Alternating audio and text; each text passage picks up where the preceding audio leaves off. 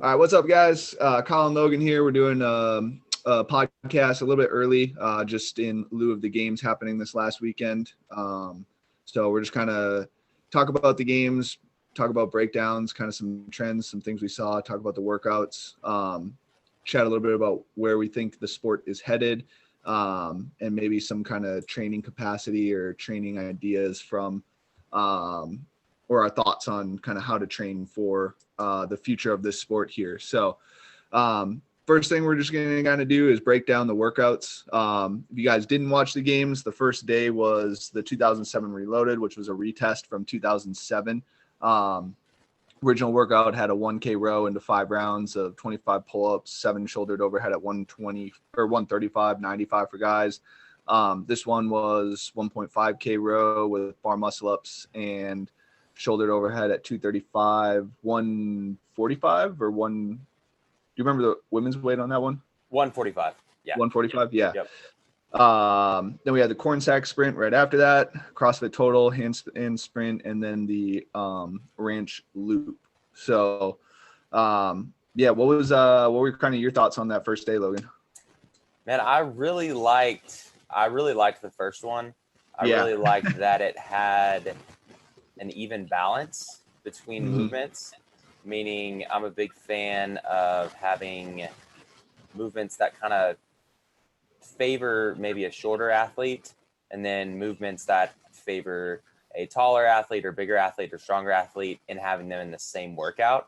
Just because I think if we're searching for the fittest individual out there, then size and kind of lever lengths could try to be as even as possible. So I really liked that one. Had the row, and then you went into 5 rounds of bar muscle ups, which kind of favor the smaller athlete, and then the 7 shoulder to overhead, which favor obviously a stronger athlete, maybe not a bigger athlete, but it started off with that row, so that's going to favor kind of a bigger athlete as well. Sure. But obviously, looking at this, like you could do bar muscle, you could be able to do 50 bar muscle ups unbroken, but if your shoulder overhead is lacking, then it's going to hold you back tremendously on that. Yeah. Or even just your muscular endurance in your shoulders to stabilize after all those. Oh, absolutely. Yeah. Absolutely. Yeah. And being able to hold that, use that front rack really well, and use those legs a lot, because your shoulders are going to go pretty quickly. So athletes that are really good at using their legs a lot on shoulder to overhead are going to do really well on that. And just it's a really complete movement, I think. And I like that they went heavy shoulder to overhead, because it's something that really isn't tested too much. We have a lot of like kind of capacity shoulder to overhead workouts. We had DT, double DT, lots of shoulder overhead. A lot of times that's maybe the hardest part for people. So we had that, but it was just a ton of reps. And, this was, 35 reps at 235, 145. So that was really cool to see. And I'm a big fan of just seeing different things tested, for sure, rather than, the same things kind of over and over again. So that one for sure was the one that stuck out to me in a way that it was the most well-rounded test, and just a little bit like different. I like being able to see, there's been so many years at the games, still being able to see something new, or something, maybe not completely new, but something that isn't, tested kind of like every year. Yeah. I'd almost describe it as like refreshing. Like, right. Yeah. It's like, hey, we're still doing new stuff, Right. Yeah. But yeah, that was the rogue qualifiers. Cool. 2 years ago were kind of like that, or 2 years ago, when they were in person. Sorry. It was kind of like a newer feel to it. Oh, for sure. Yeah, for sure. So that one really stuck out to me. The rest of the day, the rest of the day was just, nasty to start off with. But the rest of the day was pretty much a repeat. It was pretty much a repeat of every game's workout. We've had a really long handstand sprint. We've had, the long trail run, the ranch loop. And then we've had, the CrossFit Total was actually still in 2018. So all of those were like, we've done them before. Kind of was nothing really new. They had the little twists at the end or actually not the end, but like what they thought was the end on the range loop. So that was kind of interesting to see. But I like the time domain on the ranch loop. I like that, kind of hour-long time domain. I think it's a really good top-end time to kind of test in CrossFit. I like it. You can obviously, it'd be cool to see like one year them do like a maybe, they've done like the 3 hour or 4 hour with the row and then the half marathon row as well. Yeah. But yeah, I really like that just like hour time domain, especially running. Like I do like maybe not so much how often they did running, but I do like testing running at the games. For sure. Often. Yeah. It's kind of like, I mean, that's one of the most basic expressions of moving your body in general. And like I shouldn't say everyone, but like for the most part, everyone has access that is crossfitting to running in some way, shape, or form. For sure. So it's like the most even playing field thing that you could have tested, and you can't really test it in the open or especially with their online qualifier this year. They actually did a pretty good job of making people go to a track, but it's probably one of the only times that you can truly test like road racing versus like running on an air assault runner or getting a machine to test, which unfortunately those aren't the most accurate things. For sure. There's discrepancy from bike to bike, machine to machine. So and you can't really like game running. Like you can game an assault bike or rower, but it's like running. It's just it kind of is. It is what it is. But and especially when everyone's on the same course too. Right. So, for sure. Yes. What were some of the things that you kind of took away from it? Or liked, I guess. Yeah, I mean, Reloaded was good. I liked that workout. From an athlete standpoint, I actually think that basically everyone kind of let the first event just get to them pacing wise, and they went out pretty freaking hot. On the rower, I mean, Noah was off the rower very fast. And I think actually if they had broken up their bar muscle ups on round 1 into like 6-4 or 5-5 or something like that, you would have actually seen a little bit faster times on that workout just because they could cycle the overhead weight a little bit faster. I think Modernos and Frazier ended up breaking the last 2 rounds on that. And then Frazier actually missed his last shoulder to overhead. So just from like a pacing standpoint, I think that one could have been done a little bit differently. This was kind of in traditional lieu to previous games where there isn't a ton of complexity. On the first day, there's a lot of just kind of monostructural type stuff like corn sack sprint, CrossFit Total, a monostructural handstand walk, and then you just go for a freaking long run. For the most part, they've kind of kept true to that in kind of keeping it monostructural on day 1. I know last year was a little bit different. They kind of had to weed the field out. And I think they didn't put something monostructural first because they might have lost a bunch of their big names to just some kind of like freak rowers or runners or something like that. Sure. So for sure. So that was kind of interesting. Definitely a run heavy day today. Tax the CNS. It's kind of cool to see how fast these guys can come back after hitting 1 RMs. It's relatively close. And just like come back and hit a snatch ladder the next day and like come pretty close to their 1 RMs on that too, if not their 1 RMs. So I think most, I don't know. I mean, I know Frazier's is, I think his snatch is like maybe 305, 310. There's a video of him in like 2015 doing 315 with straps. So I remember that. That's 315. I was trying to remember if it was 305 or 350. But obviously that's pretty close for him. I don't know.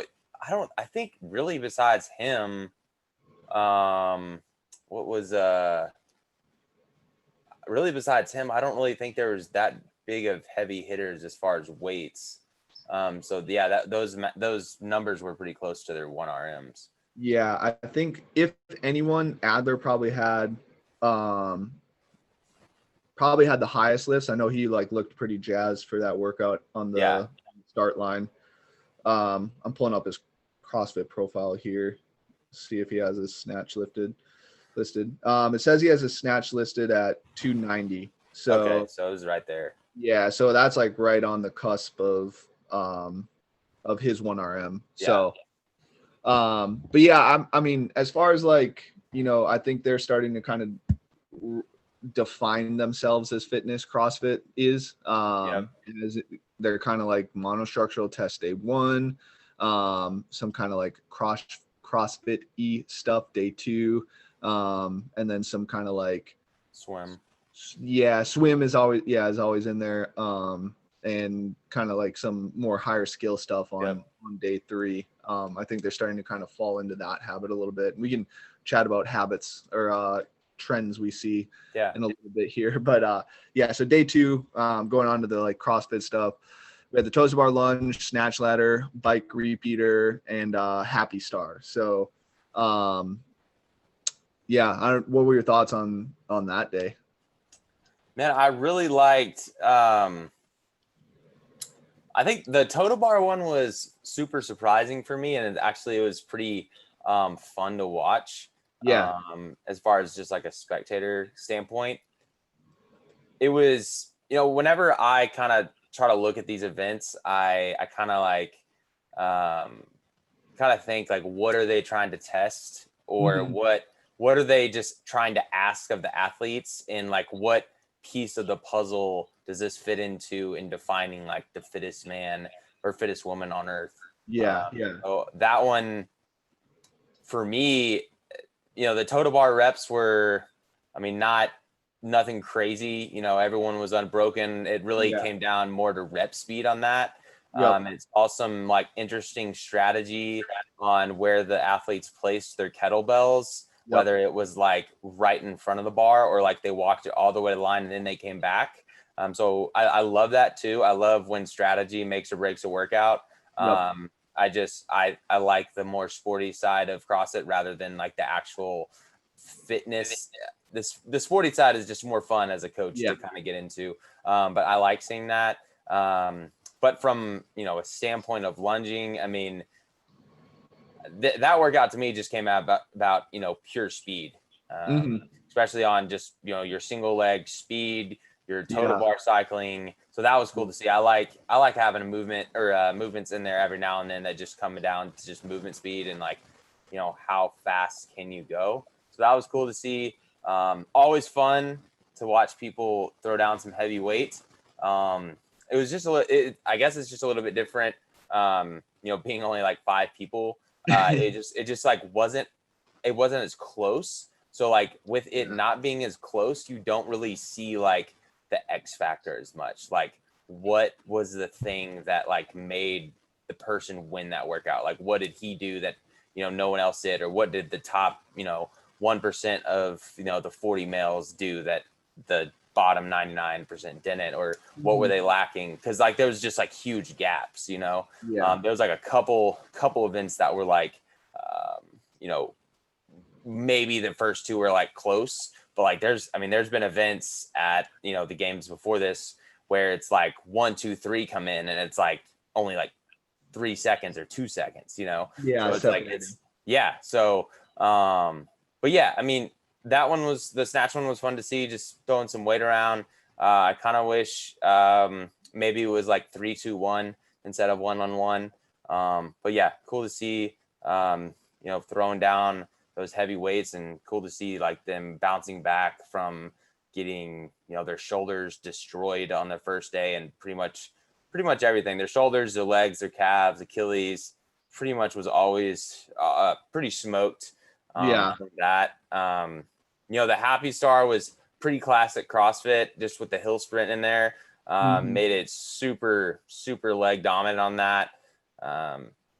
So kind of similar to the testing the day before, but it, cool to see some of those athletes, like how they were just never, they never stopped moving throughout that. Like, the guys and girls that were able to do well at that, cycled the, 135, 95 bar, just like the 115, 165 bar. And that's kind of the trend that you see amongst elite athletes in the sport. Even the lighter bars look similar to the heavier bars, just like you'd see, an Olympic lifter at the Olympic level, perform a PR lift that looks like, he could have done 20 more pounds. It's not that he could have, it's just that he's that technically proficient. So that was cool. That was cool to see. The bike repeater was super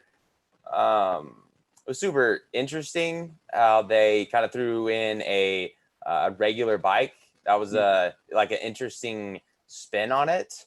That the only thing go ahead. Actually had, so like going back to your gamemanship, that one actually had a lot of strategy in it, and it was kind of fun to watch, like how people would set their bike down, how they would come around the cone, what gear they used. It seemed like I don't know, but it seemed like Matt had a lower gear than everybody else, and he was able to just kind of have a higher turnover, probably get started a little bit quicker too, which I think was a big component to that one. Absolutely. So that one was kind of, I actually really liked that workout. I think the rope climbs were kind of negligent. That's what I was gonna say. It was kind of a bike, and then like how fast your transitions were, and especially for males. I mean, that was quite a bit of rest time. Like if it would have been a row, it would have been a little bit different, because like you're taxing like your upper body as well, but your arms basically rested because your shoulder, your legs were doing all the work. Or just even make it a harder stimulus and throw a weight vest on them too, or something. Some ankle weights too. That'd be sweet. What a fuck it. Of course, you never know. The whole weekend has to be done in ankle weights. Man. Every fitness store would be sold out of ankle weights. Yeah, for sure. Rogue would announce ankle weights right before the games, and everyone would be like, "What the fuck are these?" And then they would just make bank on them. $75 a pop. Yeah. Not sold in pairs. Yeah. Single purchase only. Yeah.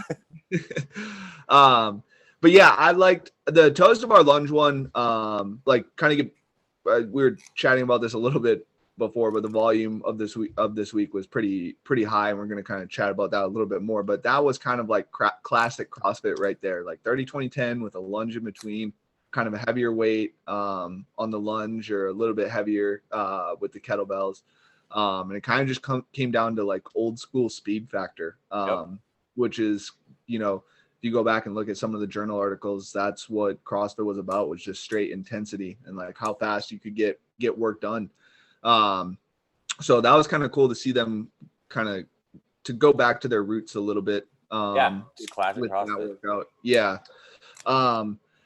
The snatch ladders, man, they would probably be more exciting if Matt and Tia weren't so dominant. Because it's like they're gonna win, and then you kind of just knew who was gonna win that one. Same thing with the total, like you kind of had an idea of who was gonna win. So it'd kind of be nice if they figured something else out with the barbell, like the year that they did muscle ups and cleans, bar muscle ups and cleans. That workout was pretty cool. That was sick. And, we had done a workout a while ago that was, you did some CrossFit. So you had like 3 or 5 lifts, I think. And you did CrossFit before you went and did your attempt. It would be cool if they did something like that for the total, because that's kind of your sport, is lifting. So doing something like that for the total would be nice. Or something like, I mean, you're at the game. So like you can do a lot of stuff, or like something like a triathlon where like after every portion of the there's 3 phases. After every single one, you like hit a max lift. That would be sick. Like 10 minutes. You get each individual gets 10 minutes to hit a max lift, and transition time out of like whatever your shoes, whatever. Yeah, And then, that would be sick. Yeah, that'd be pretty cool. And then Happy Star, like, man, we've seen burpees, we've seen thrusters, like kind of that workout was, I mean, running up the hill was cool. It looked like they had the ability though to like put beams in place, and it kind of would have been cool if they had to like go up 2 beams or go up 3 beams each round or something, like raise the beam height up or something, where it's like that would be cool. You kind of get like some other like factor or fatigue or kind of like thinking under fatigue component into that workout. That would be really cool. But I mean, that was their third. So in total, they had 5 running workouts in the weekend. I think that was their 1, 2. So that was their third. That was their third running workout. And you definitely saw fatigue factors setting in on that one. On the guys for sure. The females, guys minus Matt. He's just better than everybody else. And the females for sure. So one of the big takeaways I had from that one was actually rack position. For sure. On it earlier, where being able to use your legs on those shouldered overhead was pretty important. And you could see it in Brooke Wells, like she didn't have the best rack position. Right. And she wasn't able to use her legs as efficiently on those thrusters. That ended up just eating her up. I mean, I think she was doing singles at one point, and she for sure failed a couple. And she's really strong. Like she got some really strong legs, but like sometimes, especially when you're in a state of chaos and or extreme discomfort, movement quality is just king. Like, if you're not consistent in your movement, then that's just going to eat you up. And I mean, if you've ever been out of breath and holding a front rack in general, it's hard, let alone like one where you're collapsing, in over yourself, right? Kind of like how she was doing. And it's just way easier to breathe when your chest is upright. Like, I mean, way easier. I remember just opening up my calves more and increasing my ankle flexibility made me be able to sit a little bit more upright, like in something like wall balls, and my breathing felt better. Like it's things like that, especially at that level, that it comes down to, right? Where all those little things that you've done, they show in magnitude on a big stage. That was cool to see. I always like seeing like little things like that, especially because that means I can point it out to, athletes that I coach, to be like, hey, did you watch them? That's why I tell you to do that. Because I mean, Brooke has strong legs. Like she has strong leg presses. I think she actually had minus Haley. She had I think she beat Haley on this workout, but she had one of the, she was right up there on the strict press. Tia obviously won that one. But I think she back squatted like 315. So, the final bar at 115 isn't going to be that bad on her legs. But if you're, have your bar halfway down your collarbone and you have no drive through that trunk to push that bar up overhead, like that's not a recipe for success. And no, not at all. That's something. So like you've seen it on the guys' side for a while now. Like Rich moved really well, Ben Smith moved really well, Frazier moves really well for the sport, or for like barbell components of the sport. And now you're starting to see Tia moves really, really well. The women are going to have to start closing that gap in movement quality if they're going to want to start to beat Tia in at the games. So that's something that makes 1% difference, and that's what people chase after, is like that 1% change in performance. And like the lady side of the field, it's not about capacity anymore. It's about all those little things that start adding up to give you that like 1% performance. So and I think it's just kind of interesting to me with some of these weights with men and women, because there's not a uniform scaling. Yeah. Because like right now, 115 is 70% of the men's weight, and then for the last snatch, 185 is 65%, and then for the shoulder to overhead workout, it's about 62%. So Okay. it's very interesting. Do you think that's just because they don't want to get into like change plates? Like it's easier to, from like what is it? Like a logistics standpoint, it's just a little bit easier. Does that make sense? Yeah, I just think it because like that would be pretty hard for gyms to like mimic, you know? No, I for sure understand that, but like for if the final women's weight was 70% like the thrusters was, it'd be 200. So why not 195? Yeah. And obviously like on that workout, most of those women power snatched easily all 145 to 155, but it wasn't the same case with the guys. I think the guys power snatch like one of the weights. Yeah.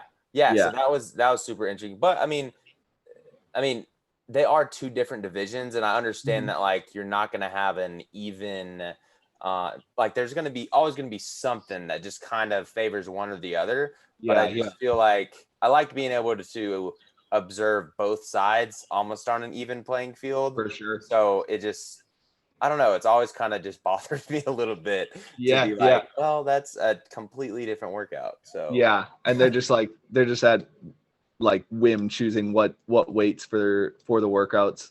And especially with just coaching some high level female athletes, it's just kind of like I'd really like to see it, kind of both of them go at it and like compare. But yeah, it's interesting. Yeah, for sure. It's almost unfair to the like females training too, because like you can't you're kind of like, if you're doing a workout or writing a workout for a female solely, kind of like back to your point, like you're like, well, I know what this weight would be in guys pounds, but there's not a universal standard for females. What it would be. So exactly. So it's like what a so we're kind of just going to go off of your fitness level, which in some ways might make it better for them, because now they're cycling barbells at like 70% of their 1RMs, and you're going percentages, but absolutely. So day 3 was swim, sprint, and then Atalanta. And this was quite the doozy. Quite the doozy. It started off with a super interesting workout with the swimming stuff. Interesting from a standpoint of I do like what they paired with swimming, like some core dominant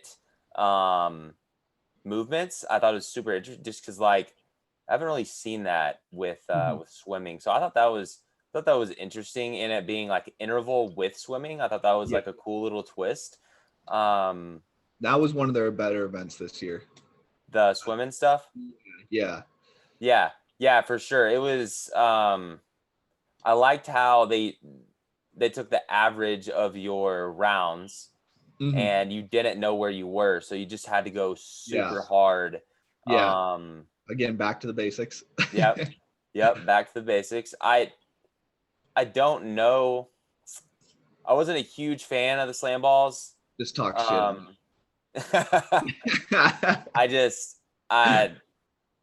From a programming standpoint, I didn't get it, and I also didn't get it from a more of like a PR standpoint. Like if someone that had never done CrossFit before flipped on CrossFit Games and saw people doing ball slams, I don't know how great that looks. But yeah, it was.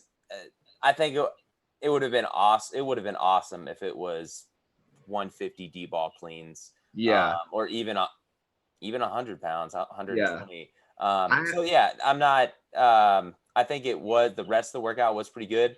The ball slams were just an interesting choice, I guess. Yeah. I actually like them, but once again, with a new movement in the sport, the judges are not equipped to handle the movement, and the standard is very vague. So who's reaching full extension at the top became an issue. Could you hold on to the ball? When did you have to release the ball became an issue. Something along those lines for the standard of the movement would have been nice. I think if they had done something where they placed, they had done this at regionals one year with the ring dips, like your shoulders had to touch the dip bar or the band at the top of the rep. Like if there was only 5 people there, if they had some sort of adjustable target where, you have the slam ball has to touch this portion of the target each rep, and it has to be released before the hips or something like that. Yeah. Like that would have made, I think, it a much better movement for it. But you kind of started to see some kind of gamesmanship again with Frazier kind of like not letting go of it and just doing ground to overhead.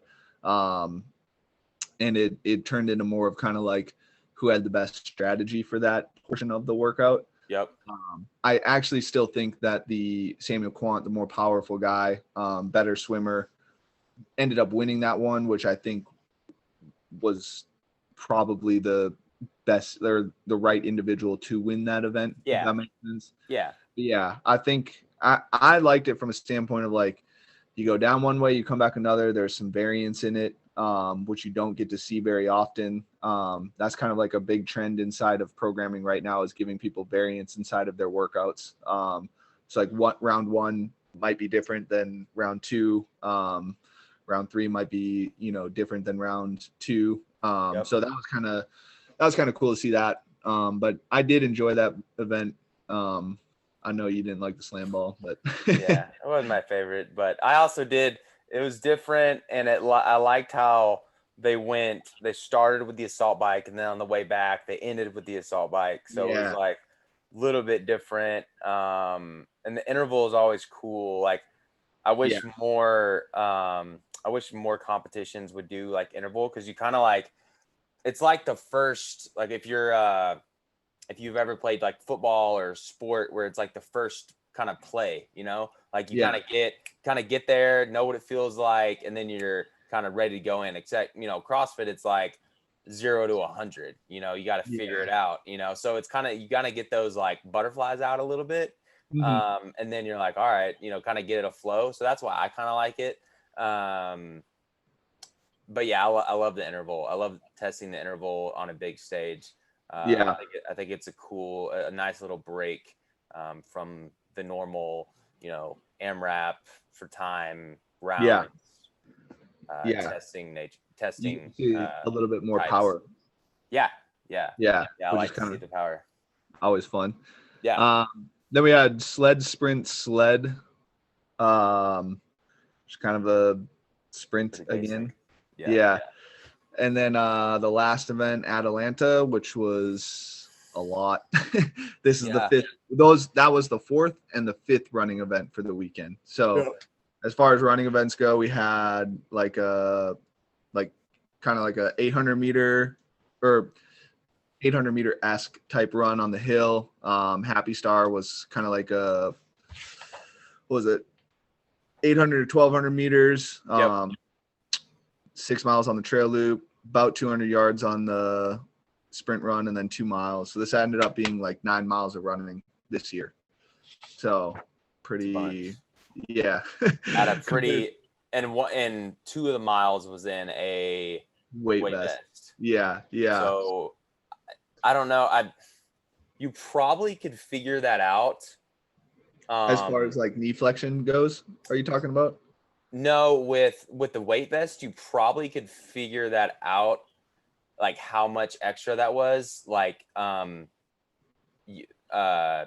getting the tonnage out of like a certain athlete. So like this 200-pound male ran 7 miles at this body weight, and then he ran 2 miles at this body weight plus 20 pounds. So like, how much extra miles did that equate to?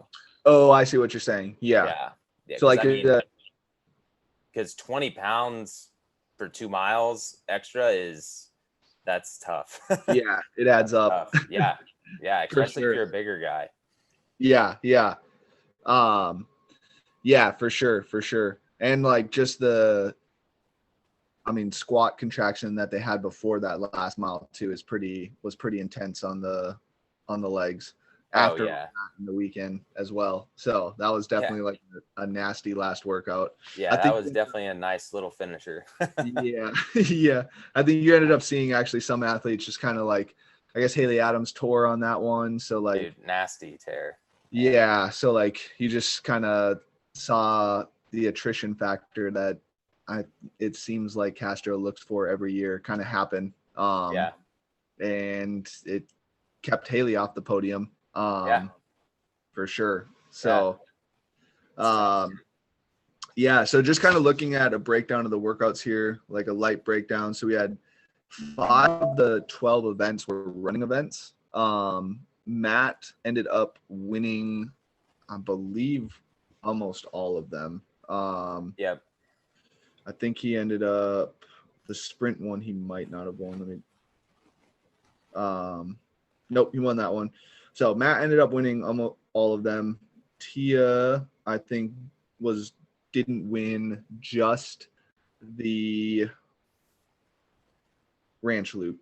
I think she ended up winning everything else. So I think this year was pretty run heavy. Back in 2016 was the closest they had come to running that many miles, and it was 7 miles.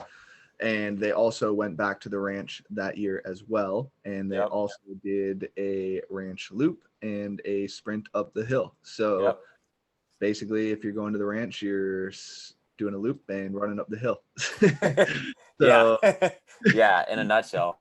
In a nutshell, I mean, even looking at all of these workouts, including the first stage, I mean, you better be able to run, squat, and have a great stable overhead position. That's almost. I mean, we had a handstand hold in the beginning of the beginning stage. We had thrusters in the beginning stage. We had a 1 rep max front squat. I don't know did I say handstand hold already? Yeah. Yep. Yeah, we had overhead squats. We had cleans. We had deficit handstand push-ups. I mean, all of that, legs, running, overhead, stable overhead position. And then we come over to the actual week where it's, I mean, more strict press, another back squat, running, overhead position. I mean, legs aren't the crux of every workout, but they are heavily involved. I mean, almost every single one.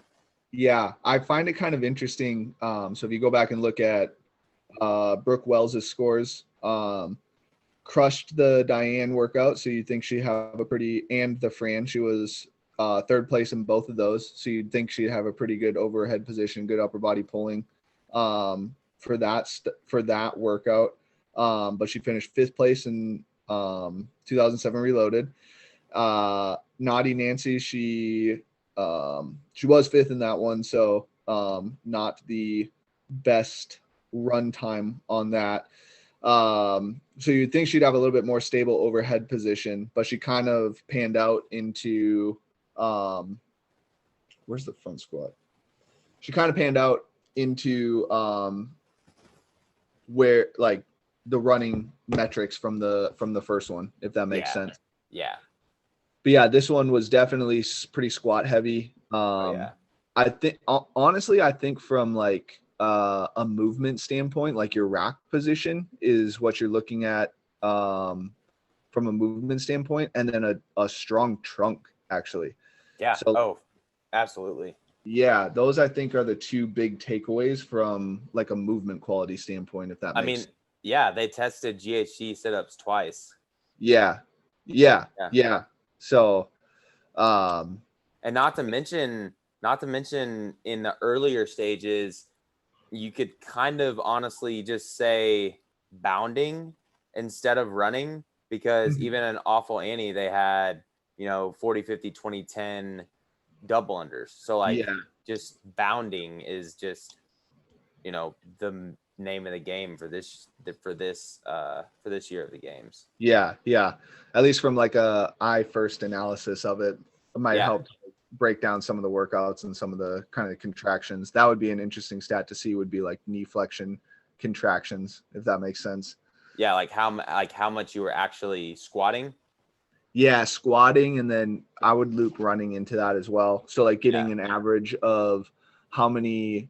So like most people who run fast run roughly 180 beats per minute, but they're running up hills. So probably subtract that down to like, I don't know, 100 to 120 on the hills, and just kind of average out like a knee flexion contraction from that standpoint, if that makes sense.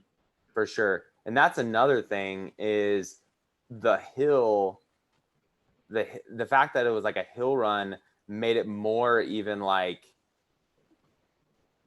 not squat dominant, but like more just like grunt leg work. Yeah. That's really, and then even with the sled sprint, sled sprints, hill runs, it's kind of like a very similar stimulus. Not the same, but very similar. Yeah. Yep. Yeah. It's just kind of like if you like the unilateral like drive on each rep. Yes. For sure. Yeah. Most of those, I saw it on the girls. I don't know if I saw it on the guys. I think Matt Frazier did it a couple of times, but like hand on knee pressing off of the leg as they were like walking up some of those. So, as far as like kind of repeat workouts go, since 2014, they might have not done some of these things like one-ish year, but for the most part, we see some sort of longer running event that can be anywhere now from 2 to 6 miles. We see a sprint, we see a swim event that has also varied in difference, so that's kind of nice. We see some sort of sled that you're either pushing or dragging or pulling. They've done pulling a couple times now. Some sort of weightlifting ladder, and then we touched on the long run. So those are kind of some constants that we're seeing at the games now. So if you're definitely going to the games, where you're definitely prepping some of that stuff, team would be a different side of the cake, or slice of the cake, I guess. But totally different.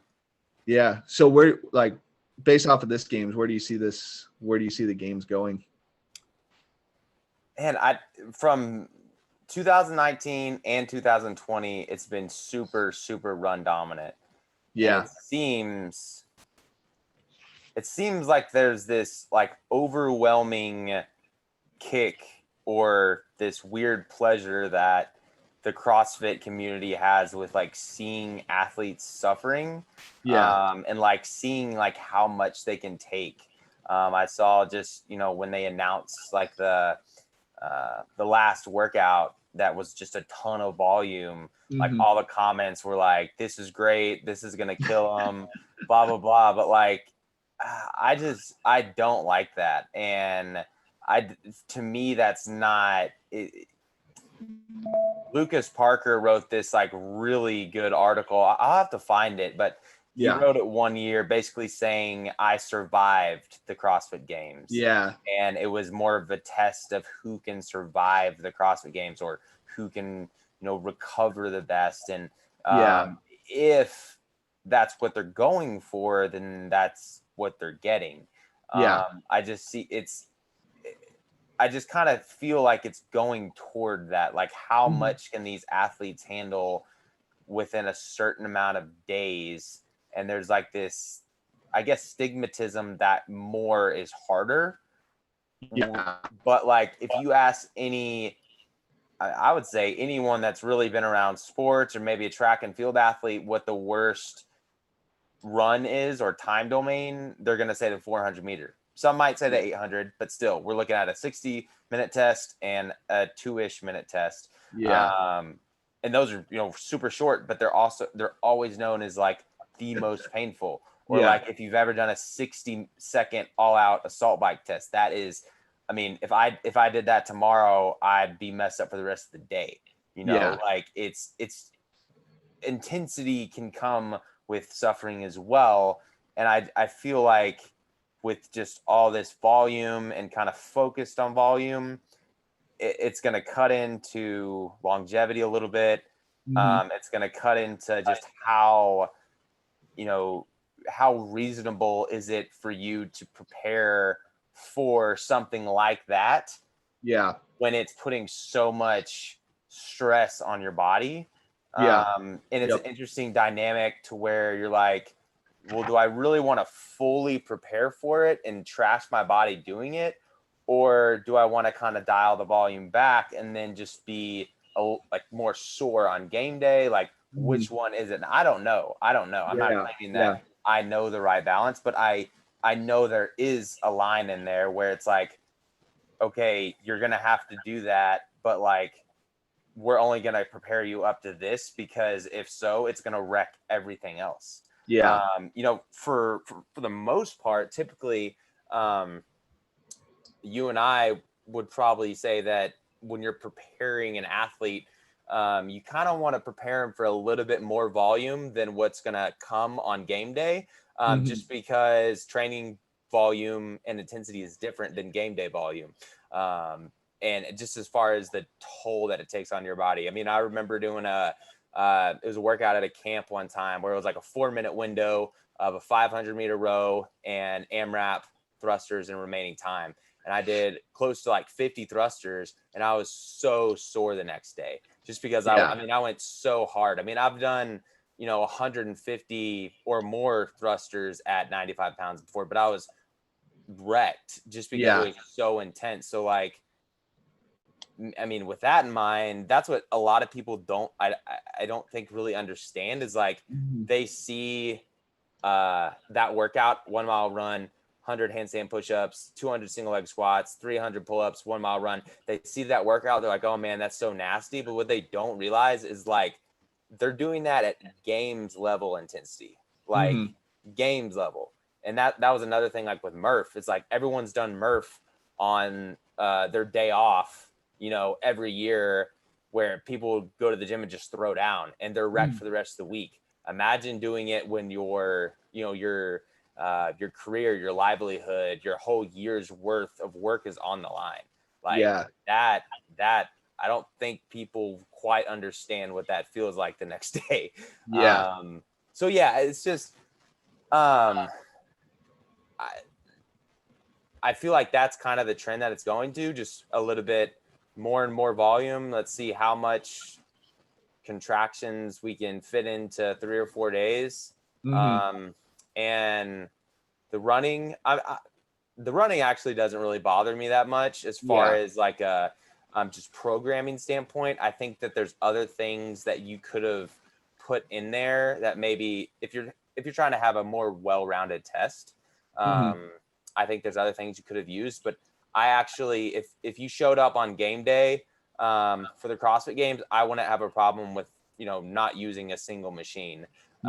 Because I think it's just running or using a actual bike and propelling your body weight is a more adequate test of fitness than a machine. Yeah, for sure.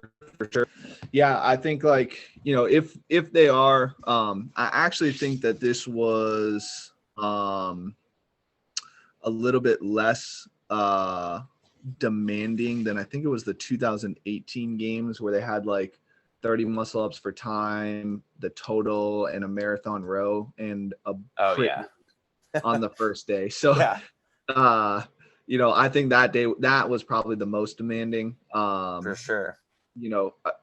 So one of the, I have to go back and look at this, and this is kind of off the top of my head, but the individual that won the row that year hasn't been back to the games. I think it's Lucas Esslinger.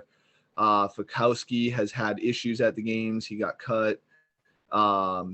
So, you're starting, the only individual that's really, or the two, I guess, Noah and Matt, that have kind of been continually relevant from that games are Noah and Matt. Yeah. So, I think you're starting to see the rate of attrition happen. There's just some individuals that maybe can handle the volume better than others. Yeah. So, that's something you're going to have to start looking at from Noah has actually been the only person that has been to the games the same amount of times now as Matt Frazier, just because this year's field was a little bit smaller. Mm-hmm. Unless you wanted to count the online qualifier, I'm not counting that this year. Yeah. But so, I think you are starting to see some rates of attrition. The individuals I would be most worried about are, Haley Adams and Madernos. Super young. Yeah, when you start putting tons of volume in the body, cortisol levels rise, and I think it just artificially inflates your biological age and your training age, and you don't see as prolonged longevity in the sport. And I think a lot of the people like Matt, Noah Olson, Scott Panchik, those guys, they came in the game at a certain point where they have evolved with the games. Like they started when the games or CrossFit in general wasn't as demanding, right? Where people maybe weren't training as much. So like they've been able to kind of build like a healthier tissue tolerance and tolerance to the sport at a slower rate, as to where someone coming in now, I mean, you might have like really good genetics, but like if you get thrown in and maybe you can handle it for a year or two, I mean, that might be it, a year or two. So you really have to have some really good guidance and someone that like really is looking out for your best interest. Right. That's actually one of my biggest complaints about the sport is, like, if you look at almost any other major professional sport, there's a stepping stone that has to happen. Like in football, for example, you have, peewees, you have middle school, high school, collegiate, and then you have the NFL. And so most of the time these guys are coming into the NFL at 21, 22. Sometimes they're not even successful at that age and they sit for a year or two until they actually get their shot. So it's really more around like 23, 24, but there's always a progression for athletes in almost every other sport. And in this sport, there's just not. Like the teenagers at age 16 and 17 are doing the same weights that the professional athletes are doing. You can jump from 18 right into, the highest level of sport if you want to. We saw that happen with Maddie Myers. I think she actually might have been 17 when she qualified for the games. But I mean, she is no longer around in the sport. She did a year, she did the team, and then she was done. And I mean, Haley Adams went to regionals when she was 16. So it's just like, I said, there's a study done in Sweden on tennis players. I always quote this one for this, but before the age of 15, if you start specializing, you reach kind of like your peak potential at age 18. And that's what a lot of the weightlifters in the Eastern Bloc countries kind of say too, is like, go and play as many sports as possible, because when you are 18 and you're training, you train to your ceiling much faster. And so you're not going to make as much adaptation from 18 to 28 with all these other professional people who started adapting at age 18 to their sport. So I mean, that's really interesting. I mean, I had a guy that I first started off weightlifting, Chad Vaughn. He didn't start Olympic lifting until he was 17, but he was all right. He went to the Olympics twice, So that's did you say he was all right? He went to the Olympics. So like he was all right. He didn't have to start when he was 6. Oh, I see what you're saying. I thought you were saying like he was okay at weightlifting. No. Like he started at 17 and he was made for weightlifting. So of course he became a weightlifter, eventually. I mean, that's kind of, I hope that they're able to stay around. I mean, just for like the sake of like not wanting to see a young athlete, throw in the towel too quickly or have to, or get plagued with injuries. Like it's not fun being injured or injured No. all the time. And like Yeah. always being like, man, if I wasn't injured, XYZ would happen. And I wouldn't wish that on anyone. You know, Yeah. it's a super frustrating state to be in. Yeah. I think you actually see most people start to transition team when they get to that point. And they just can't handle like the volume that the individual side of things has. Just another point for why team is better than Yeah, exactly. You're healthier, you have longer longevity, and it's fun. It's fun, man. It's so much fun. And if you like the sports side of things, that's where strategy really comes in. Oh, absolutely. Side of things. So absolutely. But yeah, it'll be interesting. You know, I think Haley and Madernos, you know, they do have a bright future in the sport, and they'll be around for a while. And it's one of those things like, hopefully, you know, all depends on kind of their training. Like if Haley doesn't tank her hormones, like she should be fine.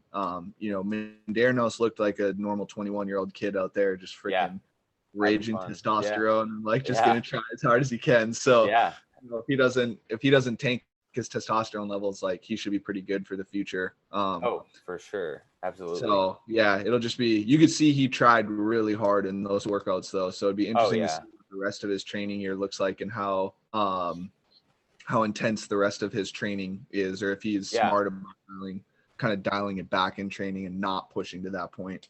So for sure. I mean, with a guy like him, I mean, you just have to be careful. Yeah. Because he doesn't, you know, the sport does require a lot, but like obviously he's got some natural genetics to be able to handle it. And, you know, just got to be careful. For sure. I think for the most part that covers everything. Is there anything else you wanted to hit here? Or? Oh, I think it's just super interesting just watching the handstand sprint event. Yeah, I thought it was super interesting, just like the speed that like the guys now are like walking. I mean, even girls, but just like the speed of athletes walking on their hands now. And I mean, just how far the sport has come. Like you would never think that people would be like racing on their hands. Like it's crazy. And it's very interesting. Like, I mean, obviously there hasn't been much research on it, but just like the difference, like if there's any similarities of like running speed and then like handstand speed and like, you know, just like differences on that and being able to program it, because it absolutely is you have to walk fast on your hands now. And it's not even from a standpoint of you have to be fast. You need to be fast because then you're spending less time under tension. Like you need to go fast because the longer you're upside down, it sucks to breathe down there. It really does. Like you can learn to breathe down there. You can, you know, be able to figure out how to recover down there. Well, recover somewhat. And you know, so you need to remove fast just because it is so prevalent to being able to do well in any handstands workout. I think there was just kind of like off the top of my head, you know, obviously we saw the guys, I think top times didn't Matt Frazier get like 120? Yeah, something like that for 200. Yeah, I think I just recently saw an event where it was a 300-foot handstand walk per time. It wasn't all, you know, straight. I think it was either in 25 or 50-foot increments, and it was pretty much a sanctional level event. And I think top time was like maybe like 150 something, and then some of the times were a little bit below that. But I think that's kind of where we're seeing it. Just as far as just pure speed. I mean, because in any given event, you can make up a lot of time by moving fast on your hands. But yeah, I thought that was like a cool event to see, just like the evolution of the sport. And like, man, we got people literally sprinting upside down now. on their hands. Yeah. Yeah, on their hands. And who would have ever thought there would be, people trying to figure out how to move upside down faster, like giving you That's kind of drills like, to walk faster on your hands, like right. that. But that's cool, that's why we love it. yeah, that's the fun side of the sport, is finding the 1% to make you a little bit better at the sport. Yeah, absolutely. But yeah, man, that's all I got. It was fun to watch. It was fun to watch. I mean, I love watching CrossFit, as weird as it is to just watch people work out, but I love watching it. No offense, Matt and Tia. I hope somebody beats you guys, because we're waiting. Yeah. I would love for. I really truly hope that Ricky Gerard comes back and there's just this like all out rivalry, talking trash all the time. I want to see it. Yeah. CrossFit needs that one guy that everyone hates. We have the guys that everyone loves, but someone to just stir the pot and make it interesting. For sure. They would get more views. They would for sure get more views. I guarantee. Yeah. I mean, look at UFC. UFC just talks all the time. Yeah, for sure. But yeah, we'll see. Yeah. Who knows? Yeah. But yeah, thanks for listening, guys. As always, if you guys are listening on iTunes, you guys can watch it on YouTube as well. If you guys are watching on YouTube, you can listen to this on iTunes or Spotify. If you guys are like traveling or something like that, I can't watch. Wherever you listen, please give us a follow on Instagram, blacklisted.hq. Please subscribe to us on YouTube as well. We put out some other content just in these podcasts. So thanks for listening, guys. Hope you enjoyed.